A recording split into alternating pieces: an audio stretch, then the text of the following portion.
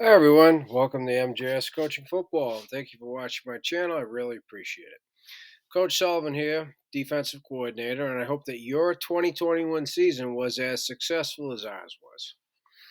In this 3-4 presentation, I want to talk to you about one of our sim pressure coverages out of our groundhog look. Right, so subscribers, you know what this is all about. Non-subscribers, you're going to have to push the button because I'm only going to focus on a very small portion of this here today, mostly to tease non-subscribers to push the button. It's our Maroon double package that we call, in this case, wire tag. This is good only versus 3x1 wire tag, right? And so out of our groundhog look, I want to show you how we were able to execute wire, all right, and that is the double bracket on the number 3 receiver, and how it impacts the two safeties. So over here, I'll quickly go through the key terms, and then over here, I'm only going to focus on how we bracket the number 3 receiver and how it impacts the two safeties. That's it, okay? Non-subscribers, the purpose is hopefully to get you to push that button. So the first key term itself is groundhog. That is both the front, which is what we call 58 up, but it's a 5-0 look, and that we cover down all 5 offensive linemen, right? Has a major impact on the protection. And it also means the safety structure is such that our whip is located normally where the mic would be. Okay, so this is the second of the 2 looks that we'll show in offense in this situation. Remember, it's third down, it's pass situation. We're trying to simulate pressure, and we only give 2 looks, and this is the second of the 2. Non-subscribers, push that button. All right? So that's what groundhog means. It means all of that. So Maroon double wire tag, again, only good versus 3x1. It's how we're going to bracket number 3. We could still double number 2, but we're going to bracket double number 3 in the wire tag, okay? So the bracket here, the outside linebacker in wire lines up inside shade. Since we're in groundhog, the free safety who's part of the bracket is 15 over the football. So in the diagram, I'll show you how the free safety is able to get where he's supposed to be should number 3 run an outside third deep breaking pattern, okay? And so this bracket, it's both inside and outside. It's also both low and high. It's both, okay?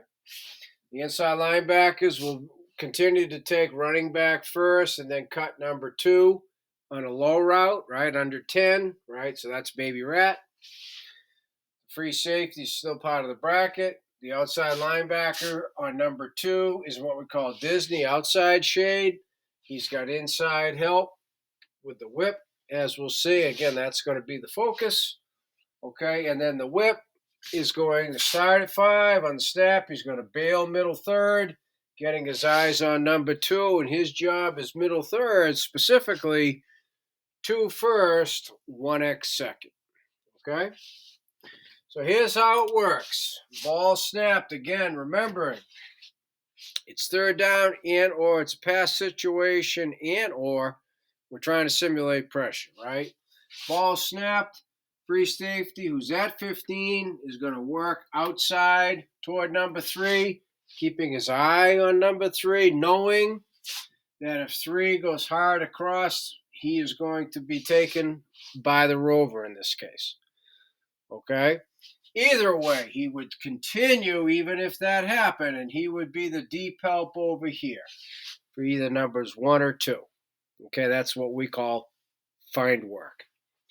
But the reason we're calling wire tag is because we're expecting number 3 to run, a corner route, deep comeback, a deep out type of route. That's why we're calling it. That puts our free safety where he should be in the outside part of the bracket as well as deep, obviously, because he's the deep defender. Okay? This whip, when the ball snapped, he's going to turn. He's going to open the number 2. as he gets into crossovers, and he essentially replaces the free, gets it 15, squares up and starts pedaling. And the sequence for his eyes, 2Q, 1X. 2Q, 1X. Because if 2's coming hard across, okay, the outside linebacker and one of the inside linebacker will cut it, right? If 2's doing an out route, outside linebacker will take it. So the only thing that the whip can do with the 2 is if 2 runs a post, 2 runs a dig, that's what 2's looking for, okay? So if that's what the whip's looking for from number 2. If that doesn't happen, then he's looking to help out with 1X. We always talk about there's a job to do, find it, right? Find work. So for the whip, get in the crossovers, eye number 2, that's your first priority, okay?